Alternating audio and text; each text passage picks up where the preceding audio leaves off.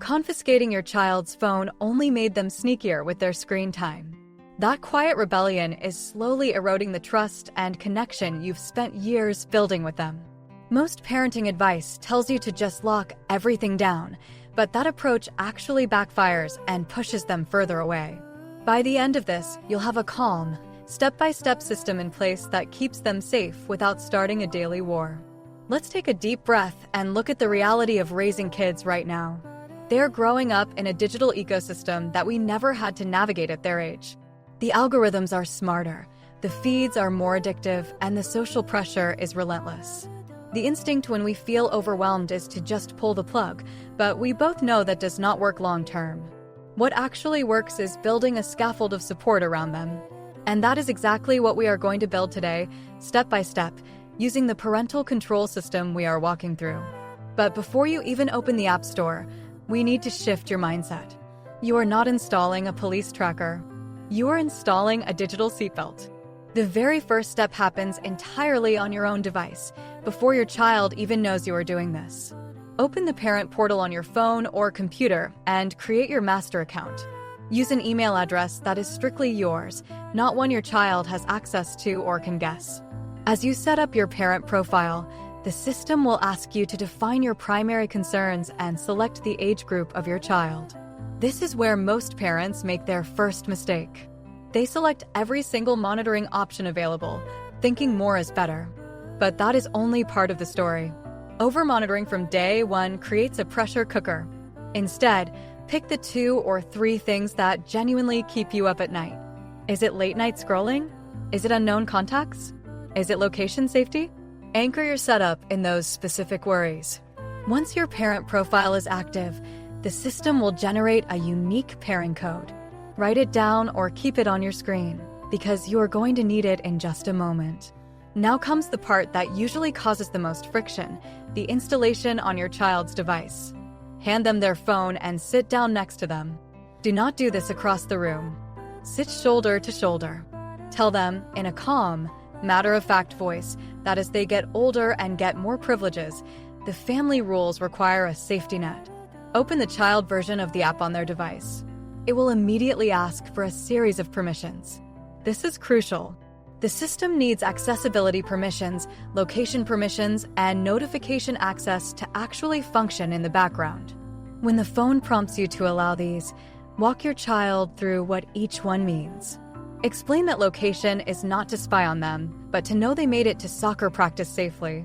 Explain that app monitoring is not to read their private jokes with friends, but to ensure they are not downloading something that could compromise their data or expose them to inappropriate content.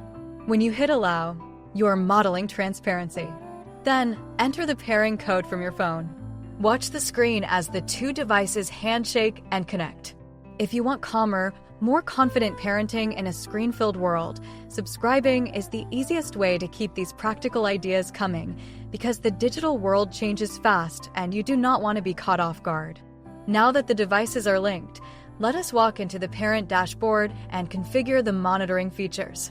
This is the nerve center of the whole operation. The first tab you will see is usually location tracking. Do not just leave it on the default continuous tracking, which drains their battery and feels incredibly invasive. Set up geofences instead. Draw a digital circle around their school, their sports field, and your home.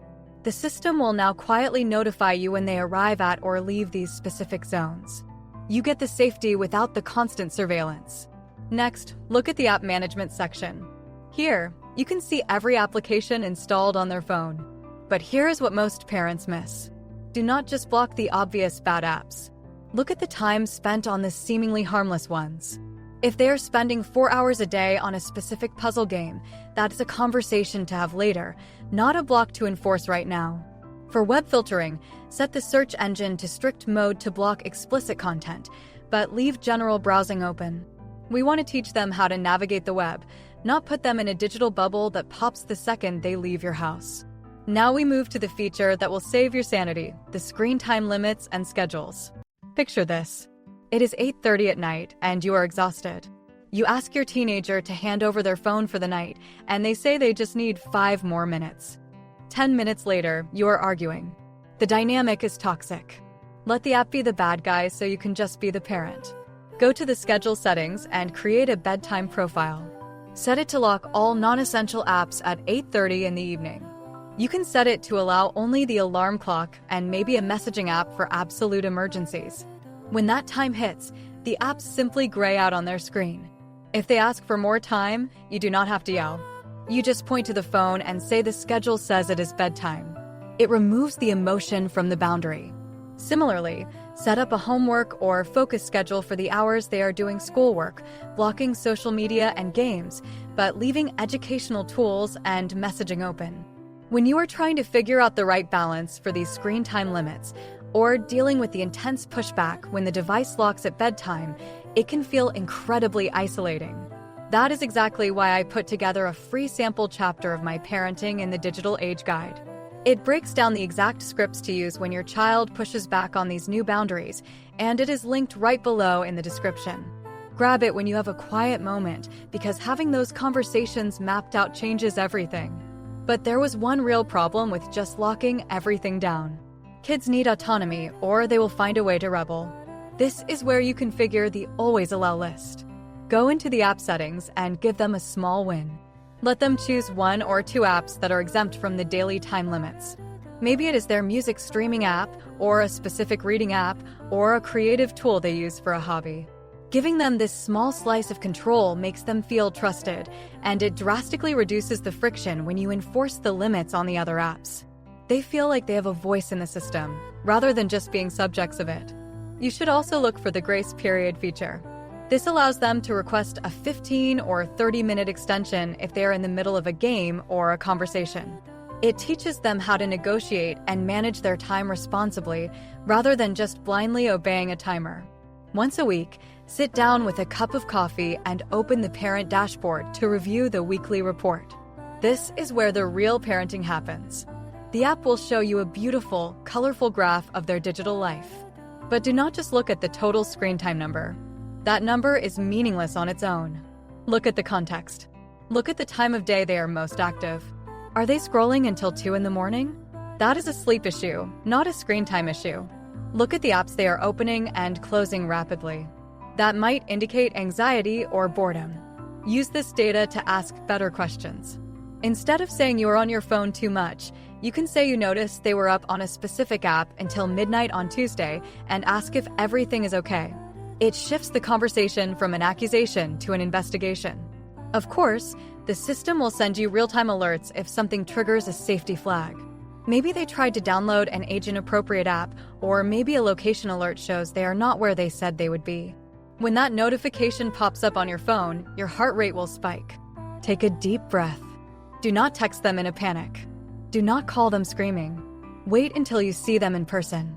The data on the screen is just a starting point for a conversation, not absolute proof of a catastrophe. Approach them with curiosity, not condemnation. Ask them to walk you through what happened. You will be amazed at how much more honest they are when they do not feel immediately attacked. Sometimes it is just a false alarm, like a school project requiring a weird app, and handling those moments with grace builds immense trust. And this one small shift changes everything.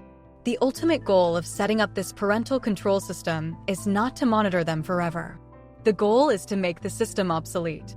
As they get older, as they demonstrate responsibility, as they show they can manage their time and make good choices, you slowly loosen the grip. You extend the bedtime by 30 minutes. You remove the homework block because they proved they can focus. You turn off the location geofences because they have earned your trust. The app is just a temporary scaffold. You are using it to build their internal self-regulation. What is the one screen time rule that actually works in your home? Let me know in the comments, because we all learn from each other's experiences, and I genuinely love hearing what works for different families.